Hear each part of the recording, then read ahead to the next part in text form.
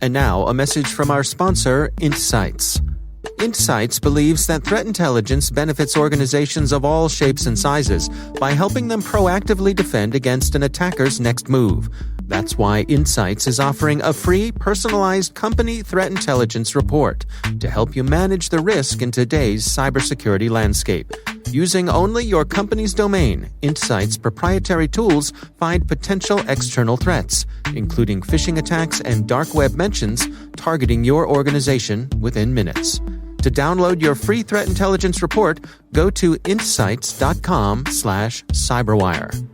And we thank Insights for sponsoring our show.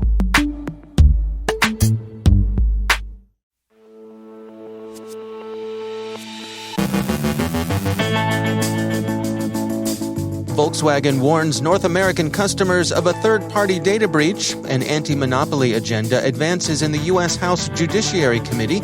Speculation about how the FBI recovered ransom from DarkSide, how EA was hacked. Is Avaddon going out of business? Craig Williams from Cisco Talos explains why they're calling some cyber criminals privateers. Rick Howard shares thoughts on professional development. And a strange case of a gamekeeper allegedly turned poacher.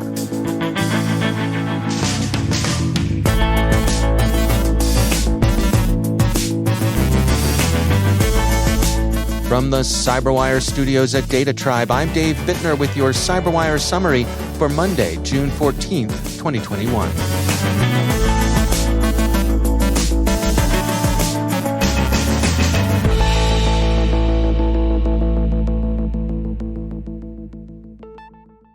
Volkswagen has warned customers it's experienced a third-party data breach. On Friday, Daniel Weisland, president of Audi America, sent affected Volkswagen Group customers in North America a letter warning them that their third-party data may have been exposed in a third-party data breach. The company did not name the vendor who left the data exposed. The letter began, quote, "On March 10, 2021, we were alerted that an unauthorized third party may have obtained certain customer information. We immediately commenced an investigation to determine the nature and scope of this event.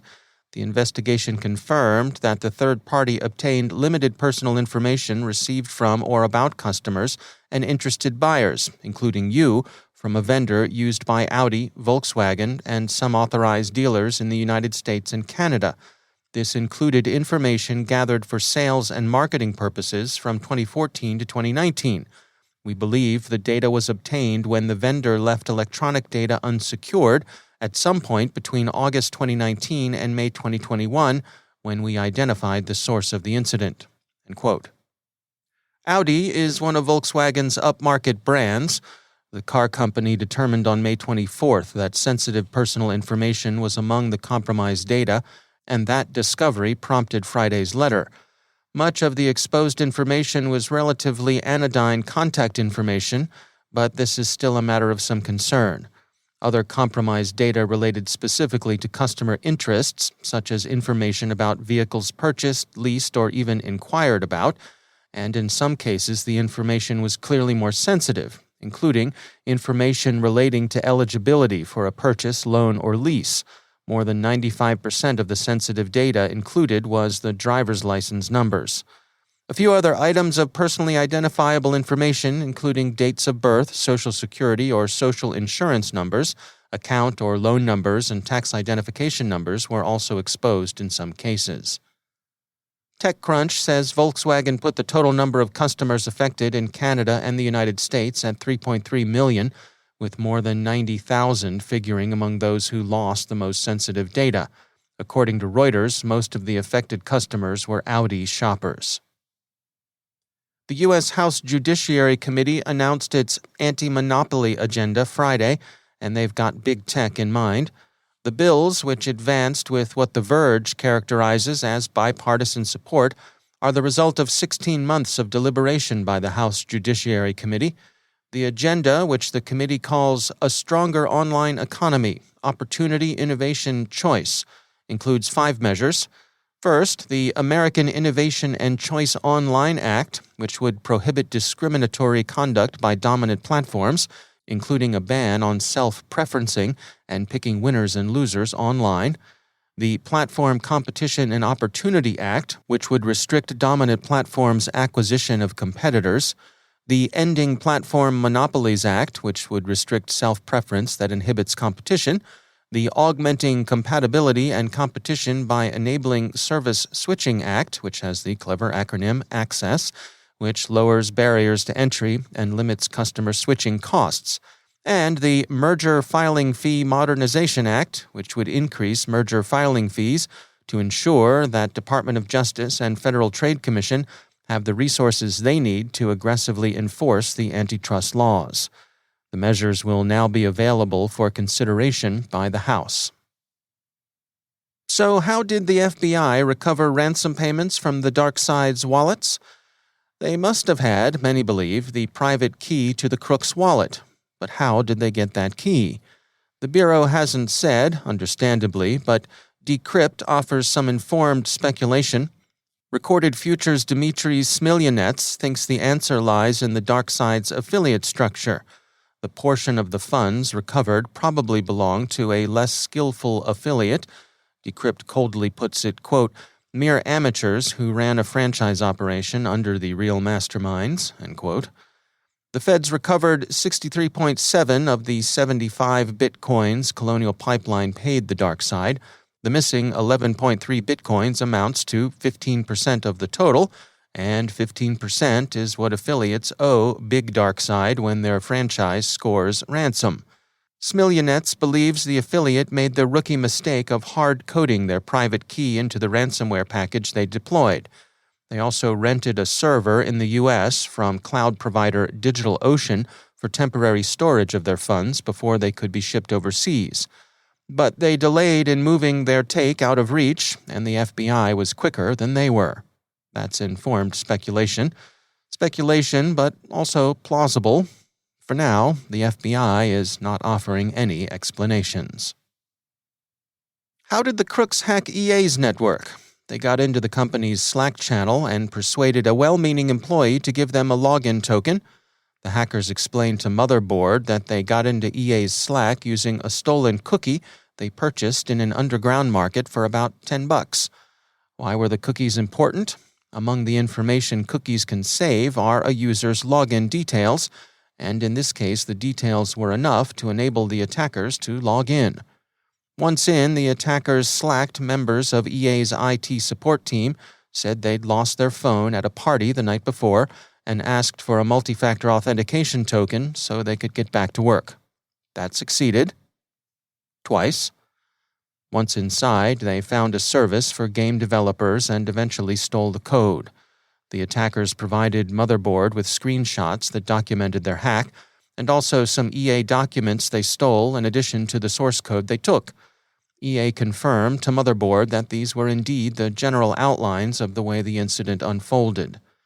The money to be made through the theft of code may well lie in the revenue streams that flow through the EA games themselves. Game coins amount to a virtual currency, and Tech Republic claims that players of EA's popular FIFA spent $1.5 billion on FIFA coins in 2020.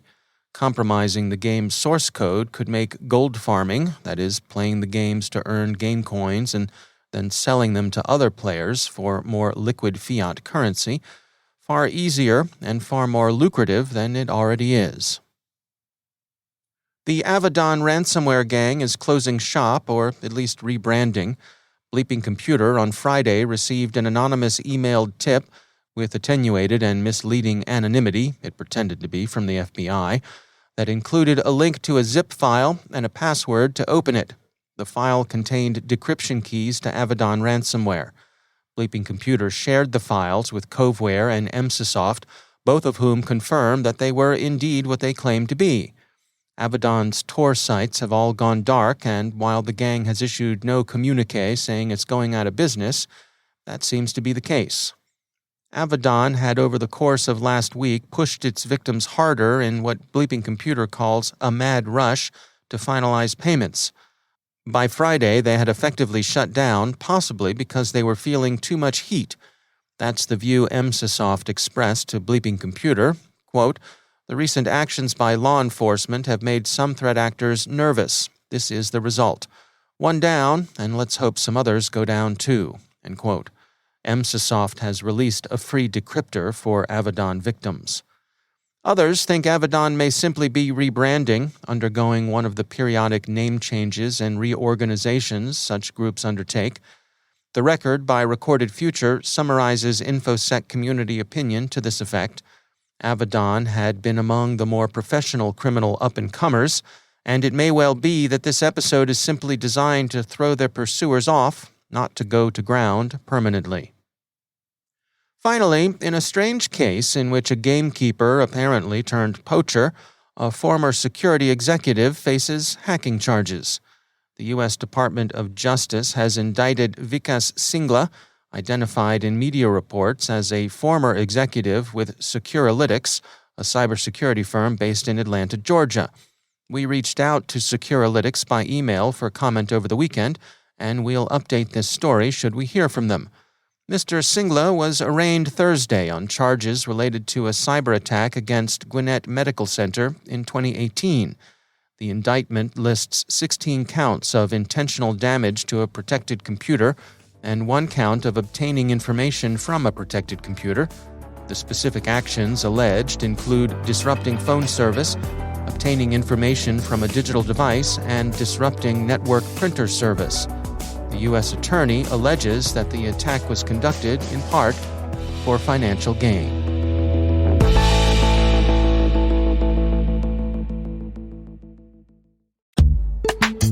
And now, a word from our sponsor, ExtraHop, stopping advanced threats with network detection and response. Stopping advanced threats requires knowing exactly what you're up against. With 90 days look-back, ExtraHop Reveal X is the only solution that shows you not just where the intruders are going within your network, but where they've been. ExtraHop Reveal X provides complete visibility across cloud, data center, and IoT, even when traffic is encrypted. Powered by cloud-based AI, Reveal X finds threats in real time, while powerful investigation and forensics capabilities allow you to respond 84% faster. See how it works in the full production demo. Free online at extrahop.com/cyber. That's extrahop.com/cyber.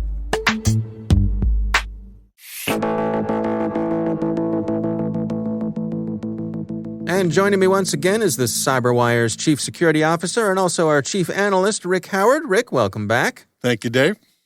So, this is the last episode of Season 5 of your CSO Perspectives podcast that you've got coming up this week. Now, first of all, I can't believe 5 seasons completed already. Boy, not that time has had much meaning through COVID, but boy, time has flown with the seasons of CSO Perspectives. Congratulations. Yeah, well, thank you. And you're right. But it has blurred. I can't remember Season 2 from Season 3. I can't believe we're on Season 5.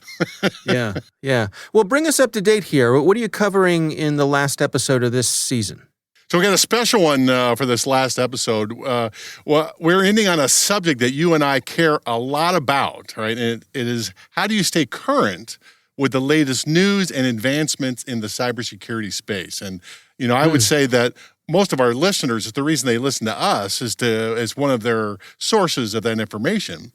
But I put that question to our CyberWire hash table collection of experts, about 30 in all.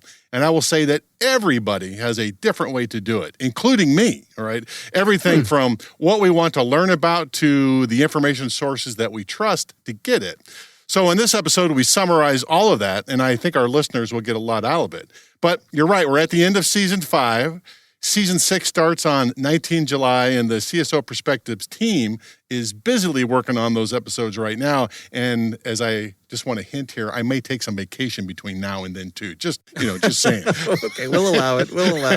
Well, I think, the good news is that if our listeners cannot bear to be without the CSO Perspectives podcast, as they should all be thinking. Yeah, as they should all be thinking. Yes, as they're crying their tears. But they can always listen to the Season 1 episodes, which we've been releasing over on the ad-supported side of the house. What do we have there this week?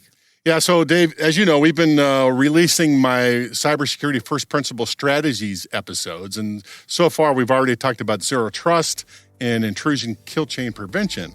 But for this show, we're talking about resilience and the fact that a good resilience program can greatly reduce your chances of being materially impacted in the future due to some cyber event. So that's a good one. All right, well, check it out. It's over on the CyberWire.com. Rick Howard, thanks for joining us. Thank you, sir.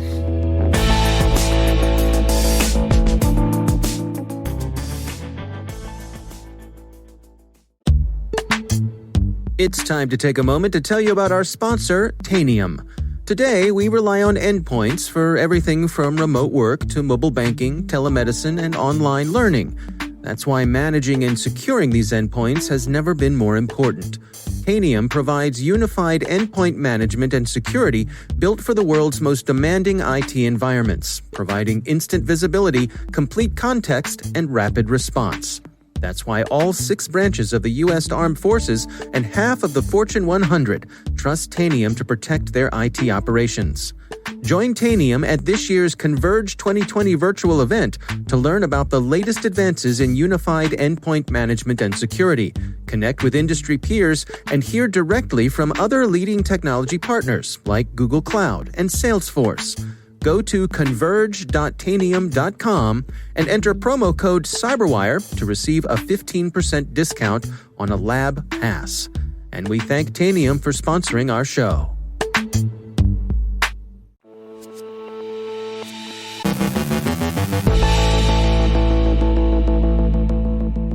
And joining me once again is Craig Williams. He's the Director of Outreach at Cisco Talos.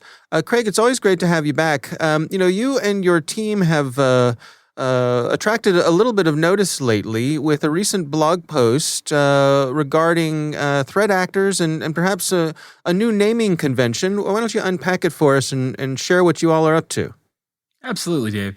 So one of the things that everyone's familiar with is the traditional type of threat actor. Right. And what I mean by that is effectively someone who's working directly for the government, being paid to develop malware to accomplish missions for that government. Right. That's the traditional APT model that everyone's aware of. And we've all read countless reports on various activities. The problem we noticed is that over the last, couple of years, we started to see more and more actors pursuing behavior patterns that appear to be in line with interests of certain countries, but we don't believe the actor is working directly for those countries. And when we started seeing the pattern a few years ago, I think Rob Joyce was probably the first one to do it when he named specific hackers behind the NotPetya attack, right? And he put their pictures up on CNN. That was really the first time that somebody had called out specific people and put out an indictment, at least that I can remember, on national television. Now, the result of that was that nothing happened. And so looking back at it, right, why did nothing happen? And why does it seem like that's happening again and again? And as we saw with the Colonial Pipeline attack, right, one of the very first things President Biden did when he addressed the country was to call on President Putin of Russia to take action.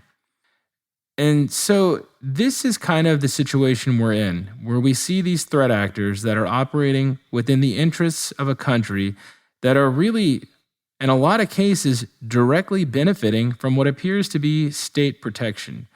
And so what we wanted to do was define a set of criteria to draw a big circle around these groups so that we could talk about them with purpose. And the name that you're using for them is? Privateer groups. And what made you select that as opposed to, let's say, mercenaries or, you had choices here, right? Absolutely. One of the ones I was a big fan of was marauders, right? Okay. If you look up the pirate definition of marauders, it's people in pursuit of loot and plunder, I think it was. So, it's all tongue in cheek, right? When we use these type of names, we're trying to accomplish two things. One is to have something that will stick in people's minds, right? And the second one is one that accurately describes the group. And so what we're seeing here with these privateer groups is they're acting a lot like privateer groups from history, where we saw people acting with a letter of marque for countries, doing things in the name of the countries with effectively legal immunity from breaking the laws that are in the countries. Well, you have a set of criteria here that you've outlined to put someone into the category of privateer. Can you go through that with us? Yeah, absolutely. The first one, and I think the easiest one to spot, is that these groups are benefiting from either direct or indirect state protection, right? And what does that mean? Well, when countries say these three people were behind this attack that ransomed a hospital or shut down an oil pipeline, that crippled a country, that put people's lives at risk, if not actually cost people their lives through the ability of the medical industry not being able to function or other things like that, and nothing happens, right? The state is at a minimum tolerating them, and in a lot of cases, outright providing protection for those attackers, even though they're breaking local laws. And, just dive into that a little deeper, right? That's a pattern we see repeated. And what's really interesting about that pattern is when you look into the types of malware that's often deployed by privateer actors, it's usually got specificity in who it targets, right? It'll ignore things like Cyrillic keyboard types, and it'll try and ignore, the independent states. So it's often something like that. That's a lot of very common behavior we see in privateer groups. They're more careful about who they don't hit, perhaps, than who they do hit. The way we joked about it, and that's how we deal with discussing these type of things, was that imagine you were a bank robber, right? If you're a bank robber, you don't mind being on the most wanted list, right? You want to be a successful bank robber. You're going to be on that list. And if you have state protection, it doesn't really matter that much anyway. But where you run into problems is when you make the top 10 list. No one wants to be on the top 10 list, right? That's how bad things happen to you. That's how a drone might come after you. Really, if you're a bad guy, where you probably want to stay is around the 11 to 15 range, where you're not on the nightly news by name, right? Right. You don't want a comfortable second-tier actor. Yeah, you don't want the president of some of the most powerful countries in the nations calling the president of the country where you reside saying, you need to arrest this person or there will be consequences. So while we do see privateer groups benefiting from that state protection, I don't think that state protection is infinite, right? There is a limit to these things. And like we saw with DarkSide, there did seem to be a little bit of scrambling towards the end there. So I think that's a good way to think about it, right? They're benefiting from direct or indirect protection, but there are probably limits to that protection. And, like we saw yesterday, right, where people are going to start considering cyber actions on par with kinetic actions, we may see further, more influential consequences for these actors. Right. What are some of the other things that'll put them in the privateer category? I think the main one is the fact that the country is not cooperating with foreign law enforcement, right? And this also includes intelligence organizations. In any normal country, in any country that behaves responsibly, that cares about people of Earth, when these type of crimes are committed that put people's lives at risk, they offer extradition. They offer assistance. They don't say snide remarks on TV and then nothing ends up happening and the pattern of behavior continues and wreaks havoc around the world, before politically convenient meetings. Right. All right. Well, you all have a blog post about this. It's titled Elizabethan England Has Nothing on Modern-Day Russia. You can find that over on the Talos blog. Craig Williams, as always, thanks for joining us. Thank you.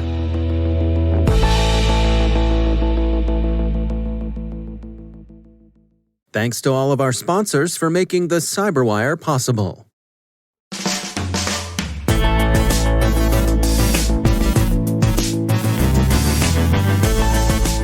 And that's the CyberWire. For links to all of today's stories, check out our daily briefing at thecyberwire.com. The CyberWire podcast is proudly produced in Maryland out of the startup studios of Data Tribe, where they're co-building the next generation of cybersecurity teams and technologies. Our amazing CyberWire team is Elliot Peltzman, Peru Prakash, Kelsey Bond, Tim Nodar, Joe Kerrigan, Carol Terrio, Ben Yellen, Nick Valecki, Gina Johnson, Bennett Moe, Chris Russell, John Petrick, Jennifer Iben, Rick Howard, Peter Kilpie, and I'm Dave Bittner. Thanks for listening. We'll see you back here tomorrow.